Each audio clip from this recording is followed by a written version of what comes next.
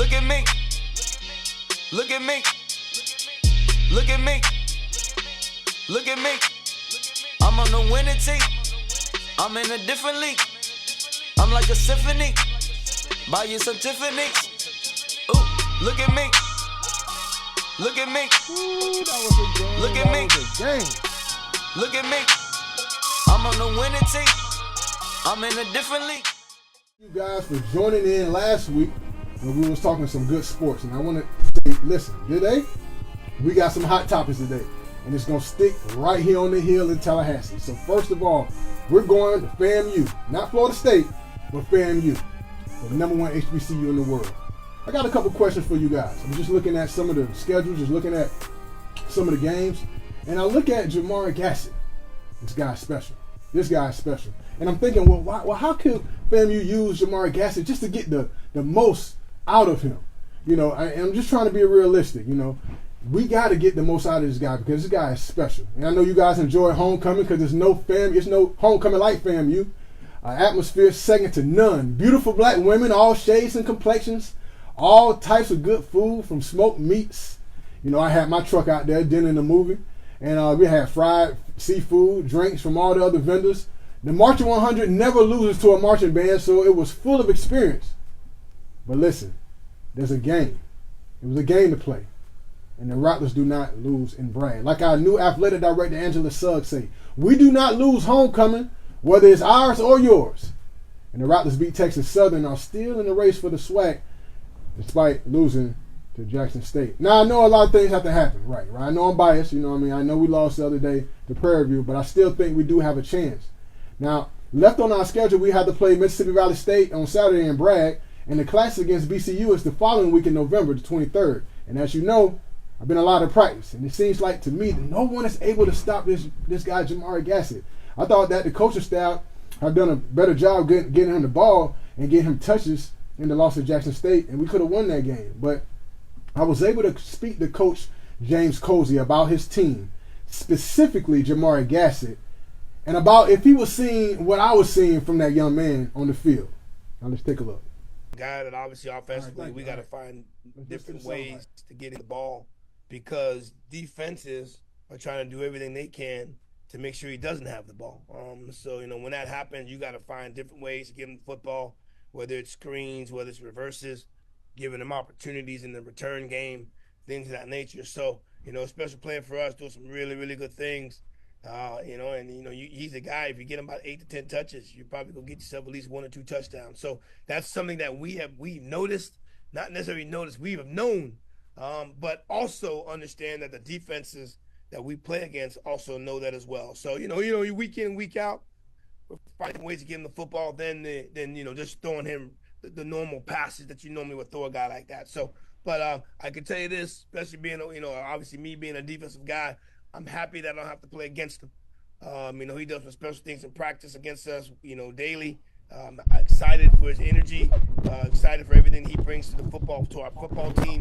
You know, he's a guy that's well respected in our locker room because they know once he hits the field, we're gonna get 110% from him once he does hit the field. So, you know, we're continuing to find different ways to get him the ball, but we also have to understand that defenses know that he's one of our marquee players, so we have to make sure that we find different ways and exotic ways to get him the football.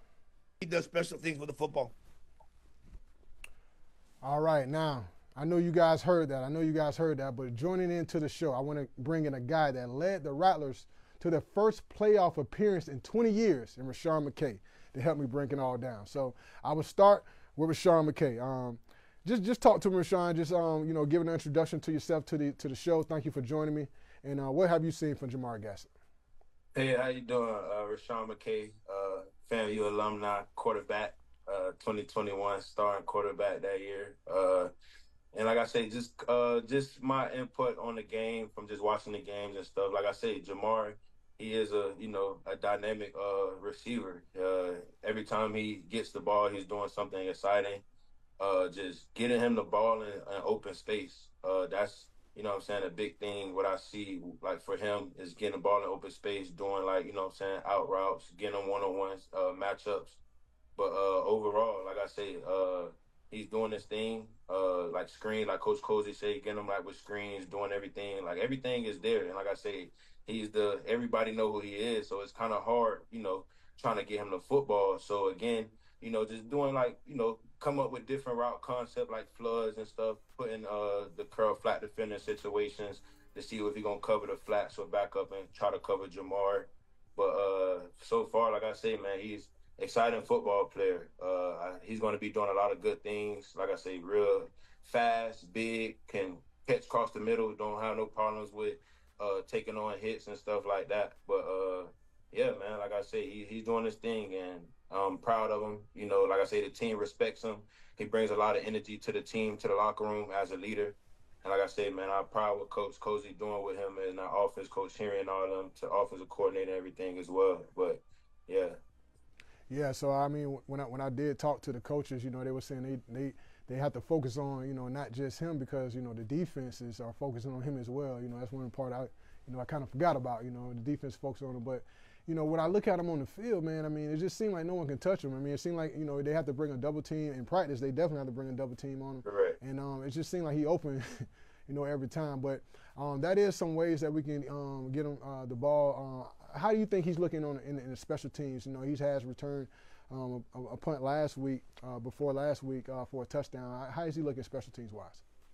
Like I say, he looking good all around. Like I say, what I'm saying, every time he get the ball, he making the right decision if it's for fair catching it or, what I'm saying, actually taking the ball. And like I say, oh, he froze up. All right. Well, listen. Jamar Gassett, obviously, he's one of the best players in the SWAC, one of the best players in FCS football. To return the ball. He like I said, he doing his thing. And like I said, I want him to keep doing what he's doing, and like I say, just keep going from what he's doing. But definitely, like in a special team game, he gonna be doing his thing. I like I said, I want him to keep doing it. So yeah. That's right. And now Rasean McKay, for anybody that did not know, Rasean McKay was the starting quarterback before Jeremy Musa, came to FAMU and led the Florida A&M Rattlers to that playoff game back in 2021. And just wanted to kind of, just talk about, some of the things that you were doing off of the field now that you have moved on from FAMU. Just talk about, what you're doing now. So actually, like I say, I started a chemical business when I was in college. I locked in with I had my car wash on campus. I don't know if you remember, like right next to the JROTC. Mm-hmm. I started like a car wash over the summer, doing like detailing. And then, like I said, I came across a chemist. Chemist we locked in. I started doing internship with him when I actually went down. Due to my concussion injury. And then, like I said, after it was like more, I was started thinking about more afterlife, after football. So I went on internship, started learning how to use the actual products. Like when I mean by product, like the chemicals, like tire shines, like car wash products and janitorial products. And just being with them, like just, seeing how to run a business and being in sales and see what actual sales is about. And then from there, like I started, doing routes down there in Miami and Tampa with the business and just kept going with it. And then, like I said, I'm a distributor. So I distribute car wash and janitorial products in the South Florida areas like Miami, Tampa, Orlando, St. Pete. And I just actually recently just picked up another business with my hats and everything. I started like a hat business as well. I don't think you probably ever see me out there on the set. I don't know if you see me out there, but I was started doing that. And like I say, just being in the entrepreneur world, it's fun. I love it. I take away from I brought my football habits to the entrepreneurship world, and like I say, it's going well for me. Like the consistency, you know what I'm saying? Just being consistent in everything I do. Even when I have bad days, I just keep going. You know what I'm saying? And then, hey, so I've been doing it for a year and a half, going on 2 years now, like in the entrepreneur world. That's what's up, man. I mean, I'm always interested to hear about the Rattlers that move on. After they leave FAMU, and especially if they're doing entrepreneurship, because that's what I'm into. That's one of the things that I try to, allow our students that's in the journalism, department to kind of know, that's one of the routes that they can take. And I always look forward to kind of talking to people about how they got started, and as far as, some of the the things that weren't as easy. Some of Correct. some of that some of that hard stuff. You know what I mean? The adversity that it took. And what it takes to kind of just stick with it and stuff like that. Can you just speak a little bit about that to kind of motivate people that might be in that rough spot? To continue to keep grinding. Yeah, like I say, man, it's, every day is not going to be a good day. You know what I'm saying? Like, it's more of like, take one step back, got to take two steps forward. You know what I'm saying? And like I say, it be some days, like I say, it don't be the best. Some things come up, like, you know what I'm saying, within like business, but it's for me like to have a strong mindset to keep pushing past adversity, like getting past adversity, even when things feel like, oh, everything is going in the right direction or it's getting to something well, then it's like something, you know what I'm saying, throw you off. And just knowing how to overcome adversity and playing football and bringing it to the entrepreneurship world is like, when it happens to me, it's like, oh, well, I've been through this before. I've been through this feeling playing football. So it's like, I know how to overcome adversity when them things happens in business. So, but like I say, the biggest thing is just, like I say, being consistency and being true to like myself and who I am. You know what I'm saying? A happy person, upgoing person, and you know what I'm saying, being truthful to, and like I say, man, believing in the man above. Yeah, I know. That's interesting that you say that because I always think about the flip side of it. You know what I mean? Like we always kind of point the finger back at ourselves. I put it that way. I know a lot of times, when I'm out there, I look at my own mistakes and I say, well, Spence, that was can't blame nobody but yourself on that one. You know what I mean? And those are the type of things that kind of help you grow and help you not make those same mistakes over again. And I don't know if I'm speaking to myself or speaking to you, but I just wanted to know, have it been times where you look at a situation and you say that was my fault. You can't point no fingers at no coaches, like maybe somebody didn't catch the ball or something like. But in this entrepreneur world, you're kind of looking at yourself and being like, well, I need to do better with that, and I can't do that again. Can you speak about some of those things?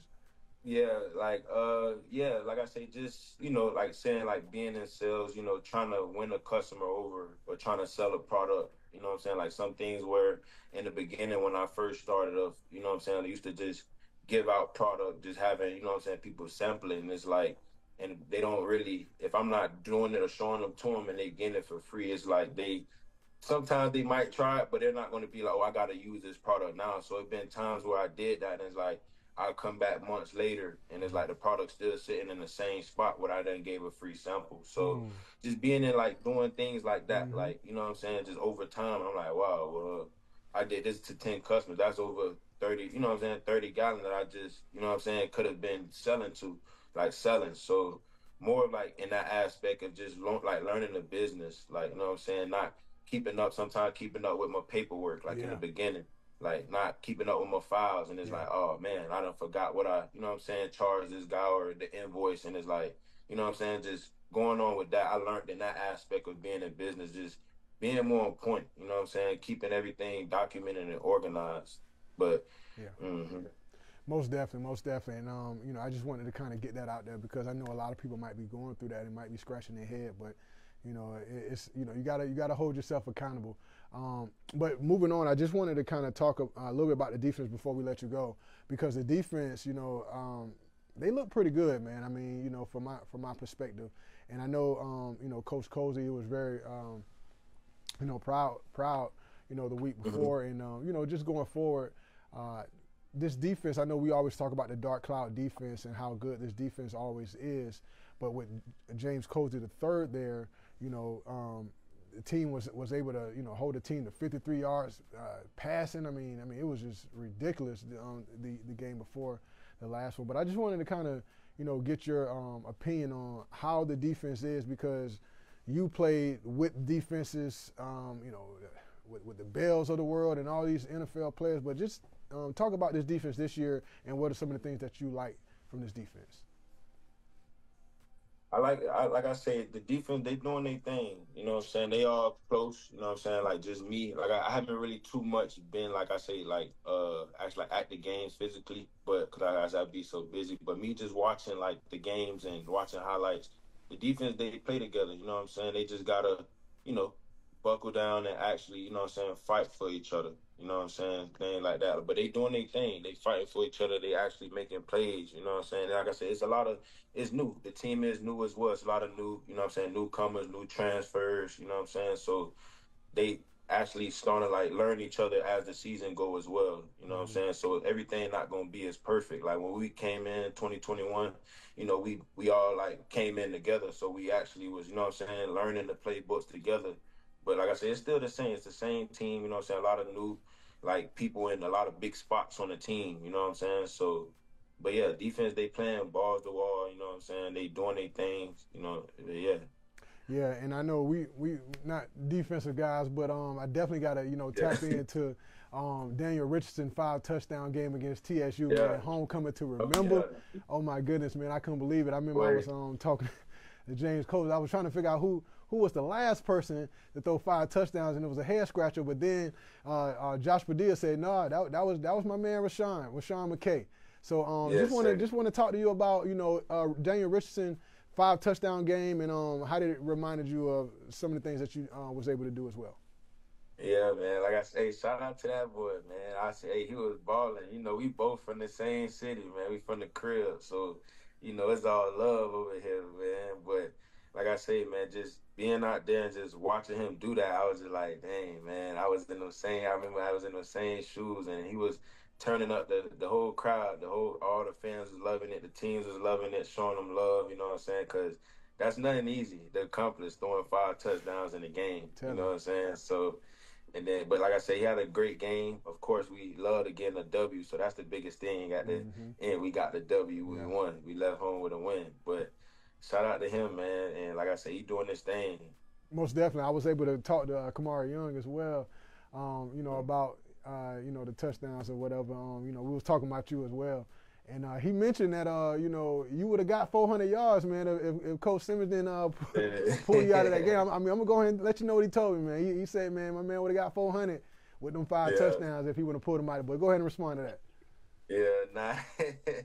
Like I say, man, actually, I forgot what I was like 380. Like, I was like 15 yards away from 400. Yep. But like I say, I was, I did enough that game. We want to let our other guys get in there, you know what I'm saying, and get their shine on. So I wasn't mad at the situation. I was more of like, hey, I threw 5 touchdowns. I can't thank God more for that. You know what I'm saying? So but I was a little hurt though. I like, coach, man, 20 more yards. Let me get that 400. But we kept going. We was joked about it. You know what I'm saying? Kept going, but. Yeah, man, that was like one of my most memorable games right there, throwing 5 touchdowns. Cause I would think I was gonna be a box throw player of the week. One of the box throw player of the week for the quarterbacks that do. Yeah, and that was in Pine Bluff, wasn't it? Yeah, Pine Bluff, Arkansas, Pine Bluff. Yeah, Pine Bluff. I know he was saying Arkansas, that. Yeah, so man, man, you in the history books, man. You in the history books. You know what I'm saying? That's something to be proud of, man. I mean, it's FAMU history books. So I mean, at the end of the day, man, that's definitely something to be proud about. But, just moving forward, hopefully we can get this win on, this home game coming up against Mississippi Valley State. And then, we back to the classic, man. You know what I'm saying? We on the Wildcats, so we got to go ahead and put it on the Wildcats, you know what I'm saying? But, man, listen, man, I don't want to hold up too much more of your time. We ain't going to talk too crazy. No, we ain't going to talk too crazy. We ain't going to talk too crazy. We ain't going to talk too crazy, you know what I'm saying? We ain't going to hold up too much of your time, man. But definitely wanted to play this last soundbite by Coach Colsey before you get out of here. He was talking about the defense, and he made a statement at the end about how them boys play in Bragg that I want you to respond to. So let's roll that clip, and let's see what we got. You face a different team every week, right? So like just for example, like last night, we had our Sunday practice, and we based everything on what we did against Southern, and then we get ready for Texas Southern, so you have to kind of wipe yourself clean, right? Because all that you did against Southern now will change who you're playing this week, right? So, guys are getting, truly buying in, right? You got some new guys, right? And people make a big deal about when you bring guys in from the portal, and you bring guys in from these Power 4 schools or other Division I programs. But the importance is when you get guys in, bringing them in during the spring, you get them a chance to allow them to understand what the coach is about, you truly, truly get a chance to teach them philosophically what you're asking them to do, right? So I think you can't lose sight of that, because this past year, obviously going through the transition and bringing guys in the summer, they truly, truly didn't get an understanding of what we needed them to do defensively and offense, right? So, it's a learning curve for us, right? But each week, our guys are improving on what we're asking them to do, whether it's schematically, whether it's philosophically, whether it's just believing fundamentally what we need them to do. So you're seeing that week in and week out. Guys are improving. Guys are improving what we're asking them to do. Coaches are improving on what we're asking them to do. So you're seeing that full circle. I think, a lot of the guys that have been around our program over the last 2 or 3 years probably got the closest example of what the dark cloud defense can look like. We held a really, really good team to 6 points, which the week before scored a bunch of points, had a bunch of yards, where this past weekend, 6 points, under 250 yards, which is the standard of what we want them to do defensively, and excited about that, right? So, we're slowly but surely, week in, week out, we're improving. Excited about that. Excited about the turnovers that we're causing. Excited about the turnovers that we're getting. And if we can continue to do that week in and week out, we got a much, much better chance to be successful on the defensive side. I know Ken Riley Field, they don't play on Ken Riley Field, man. They look obviously the alumni and the excitement that we get, third down, they know when it's third down, that music's gonna start coming on, and then they know when it's third down that the next down is supposed to be the defense getting off the field, and we did a really, really good job of that this past Saturday. All right, so just respond to that, Rashawn. I know that, he was saying in Ken Riley Field, we can obviously see them boys play a little bit different. I mean, I know it's the crowd and all of that, but how do you kind of bottle that up and take it on the road, whenever you are playing that well on the defensive side? Man, like I say, fam, that's one thing we don't play about is losing and brag, you know what I'm saying? And every time a team come and brag, we know we getting that W, and then going into the next game, going into a off the road game, not in brag, we still have that fight with, what I'm saying, like us being a team and the fans everywhere we go, no matter what city or state we going, we packing out every house with Rattlers. You know what I'm saying? You see Rattlers everywhere around them, around the stadium. So, like I say, just the fan, just the atmosphere, just us, like we know we all we got wherever we go. We coming together, we coming as one band, one sound. So, yeah, That's right. So, man, I appreciate everything you did for me tonight, man. Just let everybody know, Rasean McKay is going to be, coming on our show and giving us analysis whenever we talk about FAMU football. So, look forward to Rasean McKay for the next couple of episodes. Make sure you go spend with Rasean McKay with his business. He's an entrepreneur in Tampa, right? Is that correct? Tampa and Miami. Talk to him about it. Tell him, go ahead and shout yourself out. Tell him about it.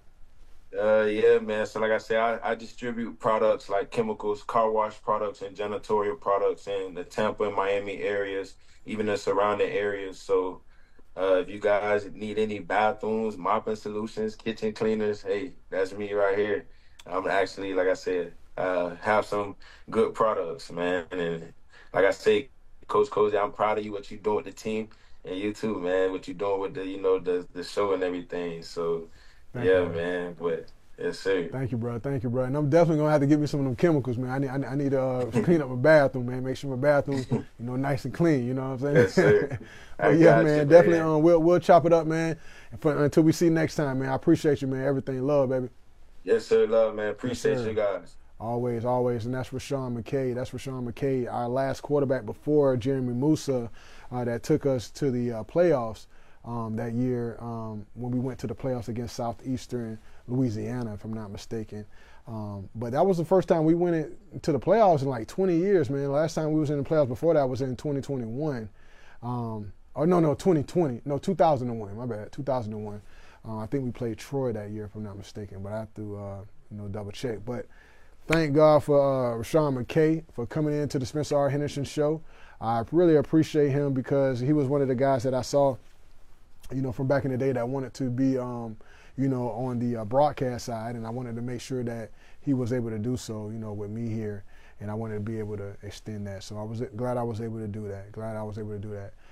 So moving on, guys, the show is just going to be, a little bit short today, just because of, the topics. We just wanted to speak about FAMU football today.